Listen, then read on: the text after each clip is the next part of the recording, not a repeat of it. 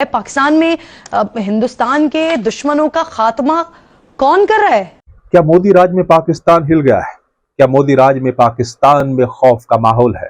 क्या मोदी राज में पाकिस्तान के अंदर डर है, आतंकियों में खौफ है? हालांकि अगर कुछ चीजों को छोड़ दिया जाए तो पाकिस्तान इन दिनों थर थर कांप रहा है। ये सवाल इसलिए भी वाजिब और जायज उठ रहा है क्योंकि पाकिस्तान के चैनलों में लगातार पाकिस्तान के जो आतंकी है, जो भारत विरोधी गतिविधियों में रहे हैं, कुछ वक्त से लगातार वो निशाने पर है और उनकी हत्याएं की जा रही है। पाकिस्तानी मीडिया इस बात को लेकर अपने सरकार से सवाल पूछ रही है, इस पर डिबेट जारी है, इस पर बहस जारी है।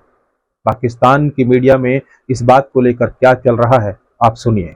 सर, सबसे पहले ये फरमाइए, ये एक के बाद एक ऐसे शख्स का कत्ल है जो कहीं ना कहीं किसी न किसी तरीके से इंडिया को मतलूब है। पाकिस्तान में हिंदुस्तान के दुश्मनों का खात्मा कौन कर रहा है?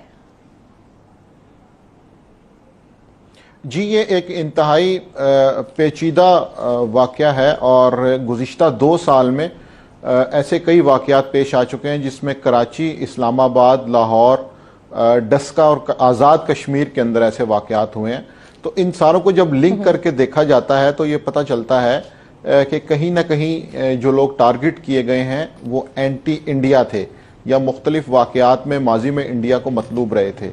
लोग की माने तो आतंकी सरगना से लेकर पाकिस्तान सरकार तक हैरान है कि आखिर भारत विरोधी गतिविधियों को जो चला रहे हैं उनकी हत्याएं कैसे हो रही है और कौन कर रहा है। पाकिस्तान में ये चर्चा काफी लंबे समय से है और इसी को लेकर लोगों का यह भी कहना है कि अगर कांग्रेस का शासन होता तो जो गद्दार है, जो देश विरोधी गतिविधियां चलाते हैं, वो आराम से रहते, लेकिन मोदी राज में ऐसा शायद संभव नहीं है।